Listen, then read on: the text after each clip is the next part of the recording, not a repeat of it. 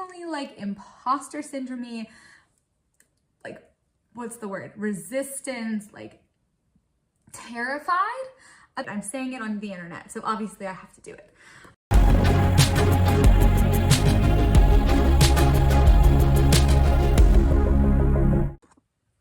Hello, my name's Nicole and I'm a writer, although I am in a kitchen, which is the wrong space for a writer, but this is where we have the best lighting. And today I'm going to do the thing that everybody does on YouTube, and that is talk about 2025 and goals and resetting for 2026. I have been really enjoying watching other people's goals videos this year. Meredith Phillips Wrights and Alyssa in the Books had particularly good ones that inspired mine. Also, Kourtney from the Word Forge, I'll put her substack below, had a really good kind of overview of how she was thinking through her goals. And so all of those things coming together to talk about what the next year is going to look like. And I think that this might be a big one. So quick, we're gonna do this in like 30 seconds. We're gonna talk about 2025. I went back, watched my video from 2025, which I christened the Year of No, the title of which I promptly forgot around like May, and it became a joke of like, wasn't this the Year of No? Although I did do better. It was the Year of No where I was trying to say no to things in order to focus on the things that were most important, right?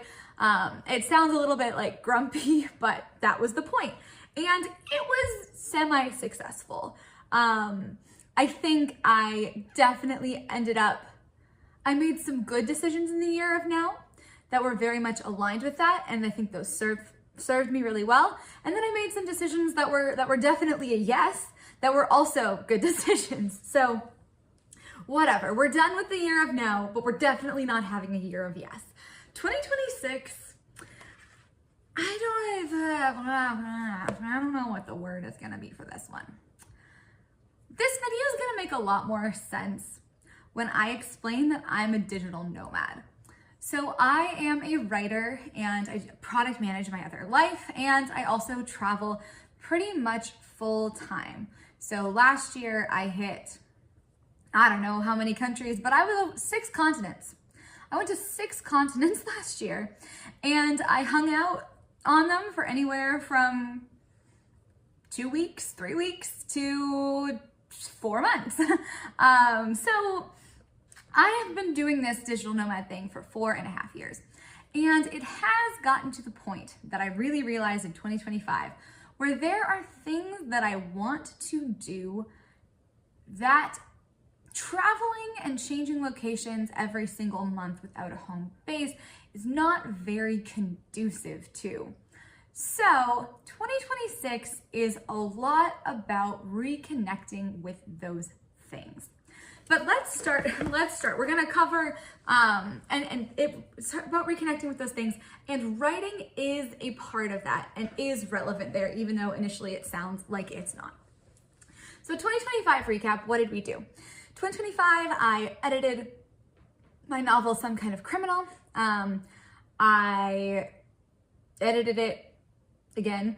Then I queried it. I successfully got an offer of representation and signed with an agent, edited it with her, and we're kind of in that whole process now.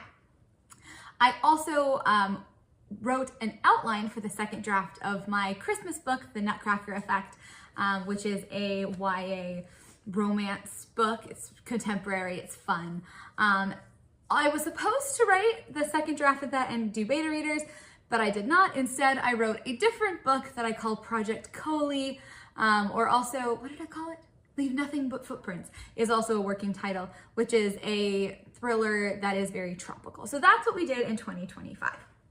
Going into 2026, there are some variables here. Now, obviously, at some point, because I have an agent, there might be a possibility of my book being picked up. No idea when the timeline for any of that would be. It's all very up in the air. There's nothing I can say about that at all right at this point. I'm saying it on the internet, so obviously I have to do it.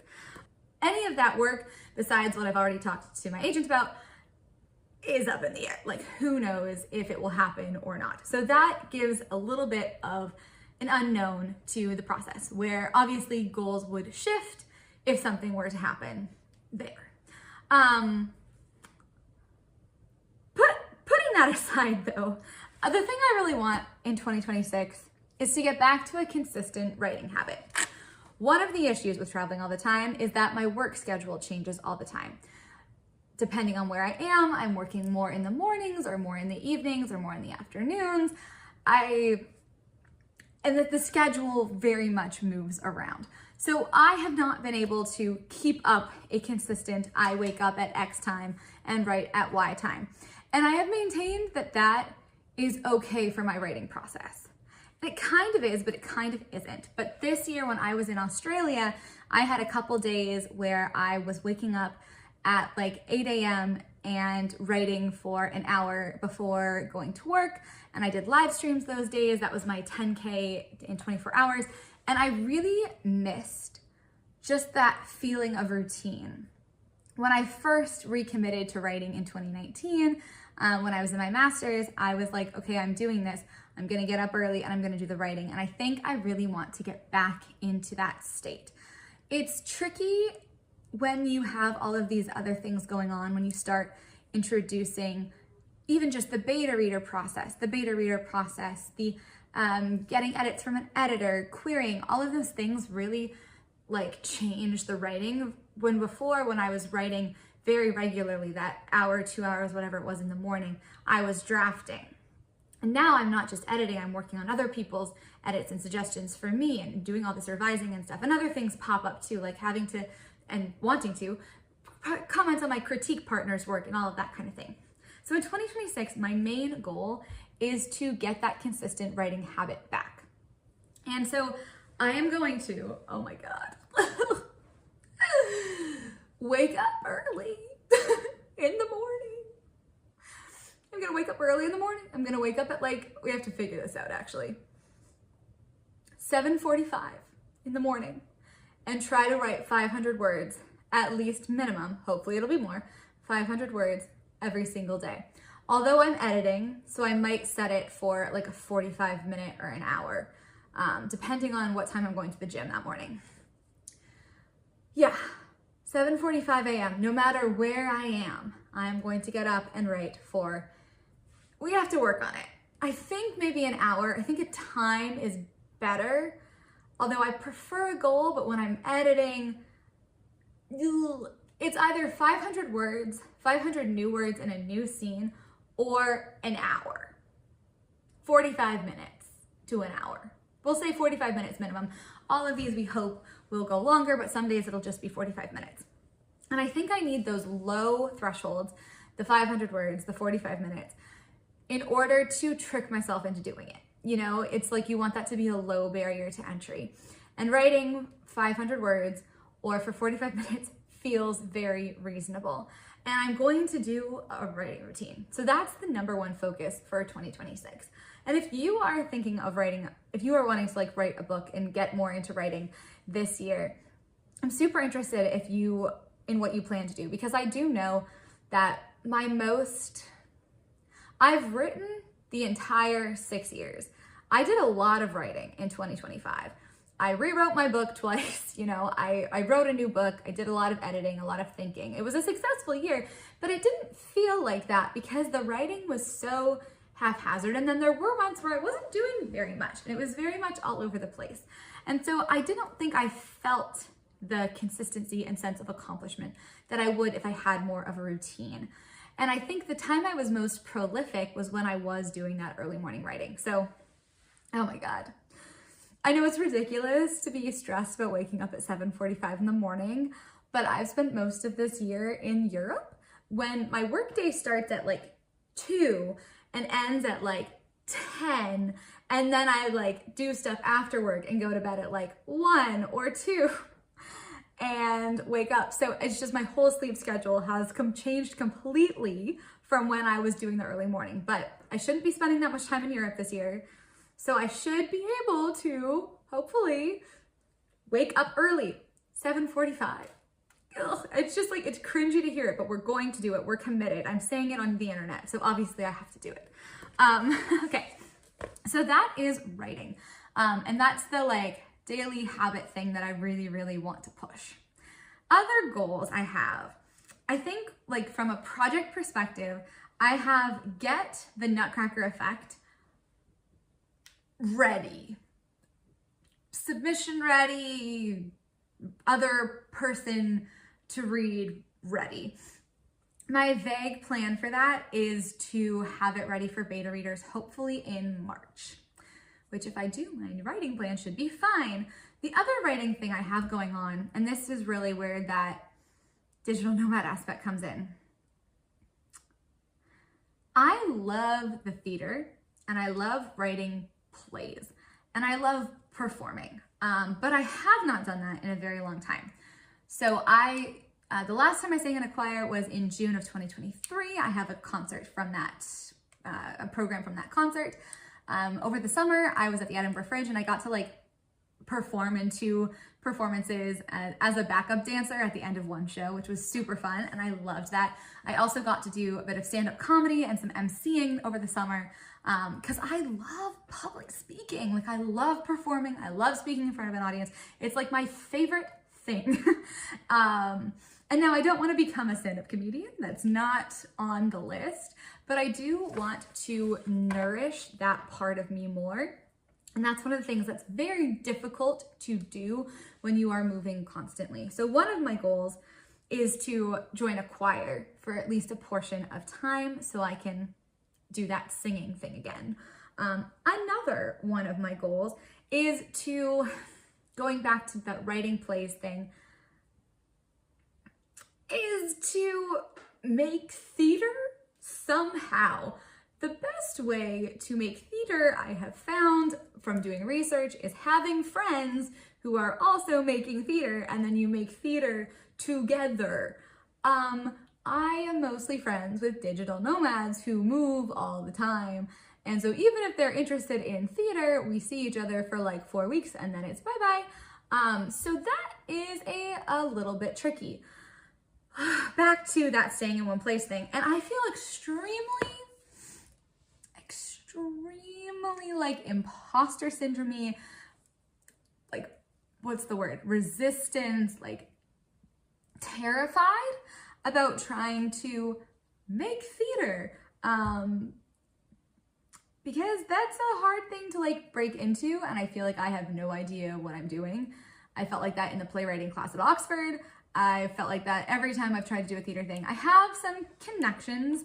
There's a writing group that does like 2 hours of writing on Saturdays that I was connected with through someone I met at Fringe in Toronto. I think it's online. So I'm going to try to do that.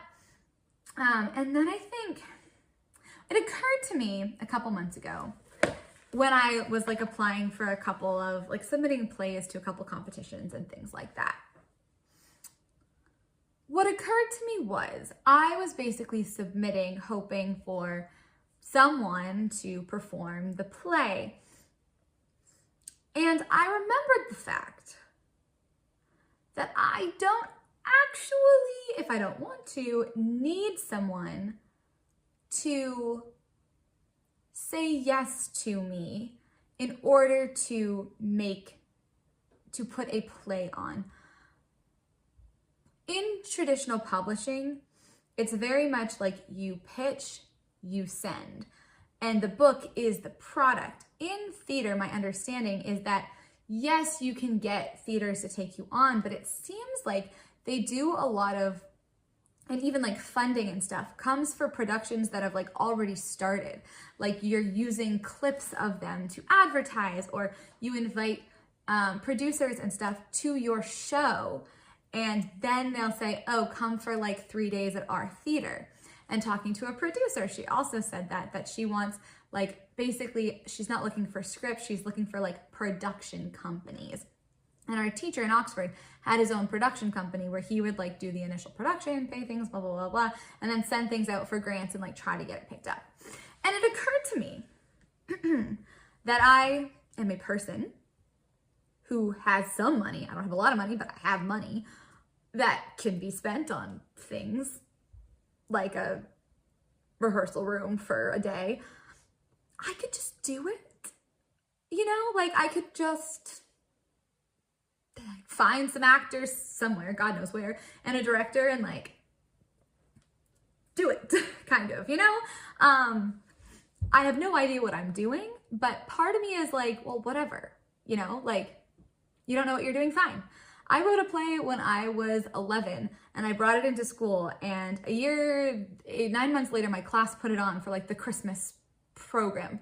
And we had music, we had costumes, we had sets, we had dances, like it was nuts. And I walked into that classroom like, obviously you want to put my play on. It was terrible. Like seriously, it was terrible. All the other kids hated me. They did not like this play. They did not want to put it on.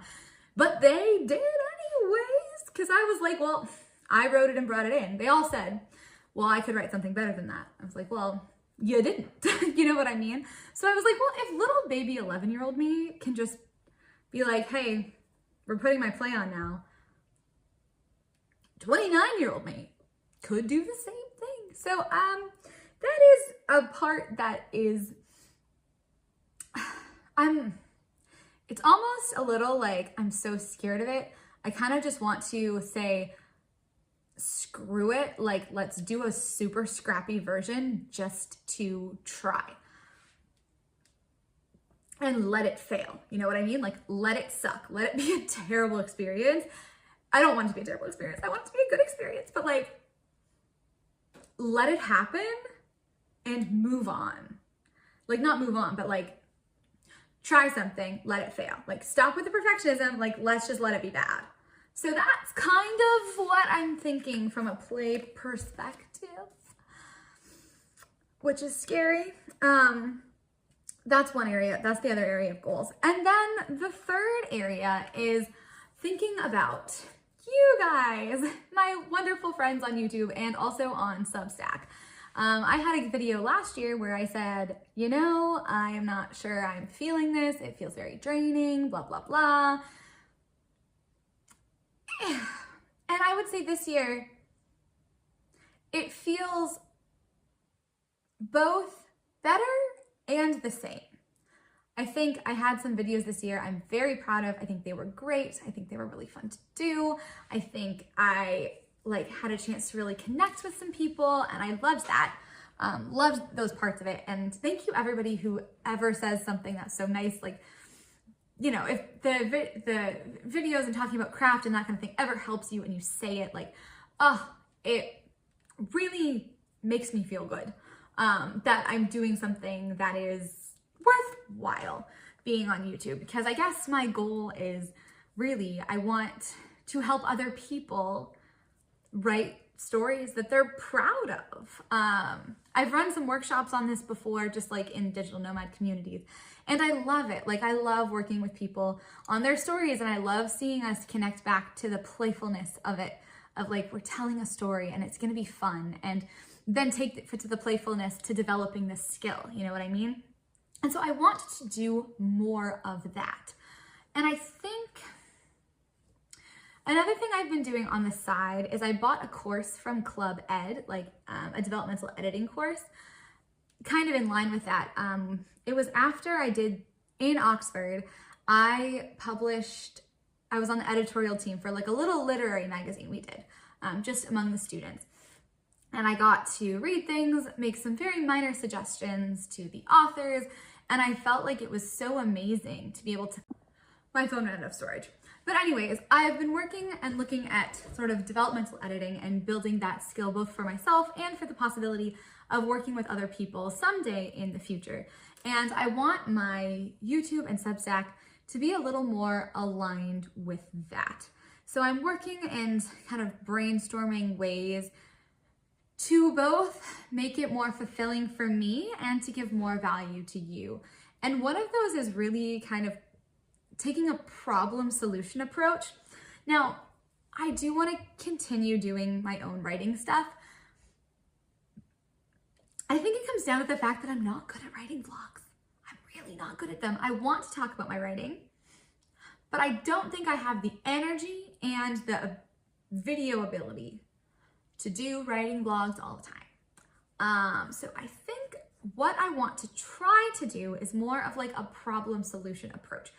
I've also thought, like, that's writing vlogs. The other thing is writing advice, right? That would be the other advice, would be like the other route to go. And I've done many videos talking about like how I develop characters and how I develop this and how I develop that, blah, blah, blah. And there's a lot to dive into there for sure, but I struggle to think how I could add more to that conversation, because I think sometimes there's so much writing advice that it's not actually that helpful for people, if that makes sense. I mean, there's some channels that I love their talking about writing, and when I need to look something up, they're amazing, like really, really appreciate it. Again, I have some videos myself that I hope are, you know, decent resources sometimes, talking about publishing too, like writing query letters and the publishing industry trends. I have this history of YA video that's been like planned and on my Canva for a million gazillion years that I really need to put up. But I don't want to be doing another like, what is point of view? And how to develop 3 ways to create great characters. Those videos tend to do well from people who do well, but I don't know if I can bring anything better. The only thing I can think I can bring better, or like way to do it different, would be to really focus and hone in on examples, which comes to that like problem solution approach I just talked about. And I've always, anytime I try to give writing advice, is I do try to bring in a lot of examples for it. And I think we could even go from examples to like case studies. And I'm trying to figure out the best way to frame this. Now, I do case studies on my Substack where I talk about books, and we like very close read and analyze the writing on existing books. Some of those I brought over to YouTube, but there's a lot more actually on my Substack, which I'll link below. And I like doing that. It's a lot of work though, so I can't do those all the time. But I do enjoy them because that is great, because I'm already thinking about those things when I'm reading. So when there's a book that really like inspires me, then I go, okay, great, we can write an article about this because I'm already thinking about it and thinking about story. So I'm again, I want to do writing focused videos that are not just like advice. I want to do writing focused videos that are more practical. And I know a lot of people will do this, like writing advice, a lot will have like, here are 3 ways to create characters, and they'll have the things. And that's great. But I want to kind of take it to a very practical level. And I have a humongous backlog of old, very bad writing that I think could be useful for this, and that I might try to take a look at and see what lessons can be mined on like a line level, if that makes sense. So I do think when I first started YouTube, if you go back, a lot of my videos were like that, where I was talking about my stories in a lot of depth. And I was sharing examples of my writing and saying what went wrong and sharing mistakes and that kind of thing. And I think that would be the most valuable. This is me making an assumption about you. So if that sounds good, if seeing like, here is a page and we're going to look at this page and we're going to talk about like what the writing mistakes are on it, how we fix it, how we make it stronger. I have like a vague framework in mind for how to do those videos. Please let me know if that sounds something you're interested in.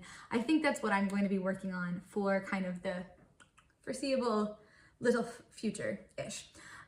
Okay, so those are kind of the overall categories. Now, I'm sorry, this is gonna be a long video, but I don't know if you noticed, but there's a lot I wanna do in 2026. So I am going to break this down into quarters. I want to have, I'm gonna break it down into quarters because I'm gonna focus on different things in different quarters, roughly. Quarter 1, Q1 right now. My big thing is editing the Nutcracker effect. Edit Nutcracker effect and get ready for beta readers. Well, more like critique partners, but whatever. Ready for critique partners. And hopefully I will send to them in March. Other big things for that would be the YouTube Substack content experiment, let's call it that, of this like case-based writing type video article thing. And then a third one, so those like, number 1 is the Nutcracker effect. Number 2 is YouTube Substack. Number three is the play thing. Number 3 is the play thing. I have to decide if I want to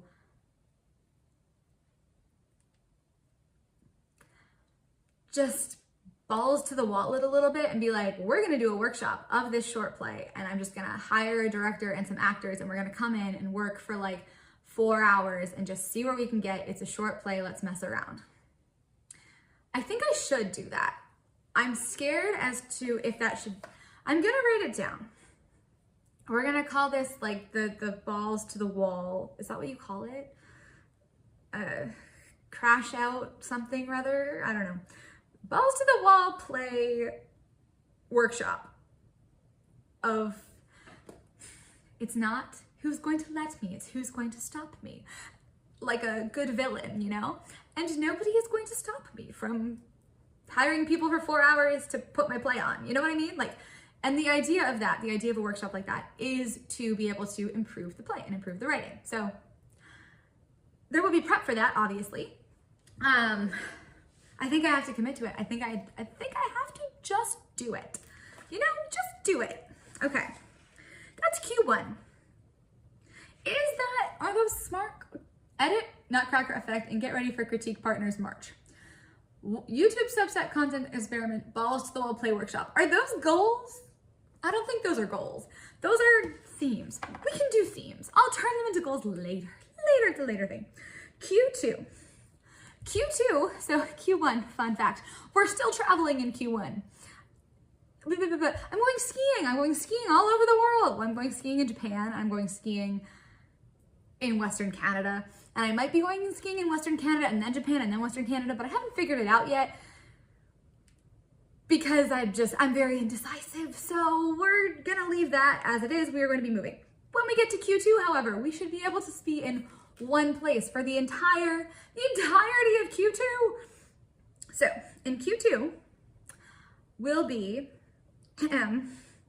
edit the Nutcracker effect again and prep for beta readers. Woohoo! For beta readers. Except that's not gonna be like the number one thing, because we'll have it with Critique Partners probably in March, so that'll be towards kind of the end. I think my number one thing in Q2 is theater community. I'm gonna write theater/creative community, which is going to be choir, ? And this is what I wrote down when I was brainstorming this. You need to have theater friends in order to do this. The shut up and writes are good. Taking an acting class or audition for some teeny-weeny production, like to be in the ensemble, meet people you can collaborate with. Make friends, perform. Anyways, yeah, so that's going to happen then. Also, I also want to join like a sports team or a sports community. That's gonna be a focus. Sports team / community. If I happen to be in Melbourne, which I'm thinking about going to Melbourne, I'm going to join roller derby. I think, but it could also be like a climbing gym. It could also be surfing. I don't want to like overcommit on things because I can really do that, but I would like to be like a little overscheduled 12-year-old is what I would like to be with my activities. Okay, Q3, when is that? April, May, June, July, August, September. Q3, I have no idea what's going to be happening in Q3. I do. I'm going to be traveling throughout all of September. September's gonna be very busy into the first week of October. In August, I don't know. July, August, I don't know where I'm gonna be. Let's just be straight up. I'm not sure. Hopefully I'll still be continuing those things from Q2. But potentially in Q3 is when we might, Q3, send Nutcracker effect to agent, ? like have it ready. Ready. Beautiful. And then the other thing I'm going to add for Q3 is, ooh, this is like a nerve-wracking thing to say, and it's very tentative. Could we try to, a little bit of a, I'm going to just say like circle back to YouTube, Substack, editing thing and evaluate where we are and where we're going. And then in Q4, fun Q4, I think my thing here is, Uno is like the bringing back of theater, play, something to show for it, kind of through the end of the year. Whether that's, again, like maybe I'll have friends, theater friends, and we can have something. I want to like have something that's filmable, you know, like filmable of play. So one of my plays. I have numerous plays going on. Throughout all of this time, I need to be writing these plays. Did I write that down? Theater community. I guess Q2 and Q3 I also, maybe I add that to Q3. No? Q2. Somewhere in there I need to be writing plays, which we're just gonna, it's gonna happen in between beta readers and that kind of thing when I'm taking a break from the Nutcracker effect. So that, great. Okay. And then Q4, we're circling back to theater. That's kind of like the end of the year where we want to have. I think that's it. I mean, I'm less concerned about like the second half of the year. Maybe I'll do another one of these videos in like June and we can plan out the second half of the year. But the first half I feel good about. And I think I really needed to demarcate, like on my list here, I have this like join all these communities and like do surf it or like surf or roller derby, join a team, blah, blah, blah. I really can't think about those until like end of March, April. So I may as well not think about those till end of March, April. You know what I mean? So there we go. I might spend some time creating and turning these into SMART goals and making them more legible than they currently are in my notebook. But I have been chatting to you for a very long time, so I'm going to stop now. Please let me know below, what are your goals for 2026, writing or otherwise? Do you have systems like this? How do you plan out your years? I would love to hear about it. Thank you so much for watching. I'm Nicole Wilbur, and I will see you next time.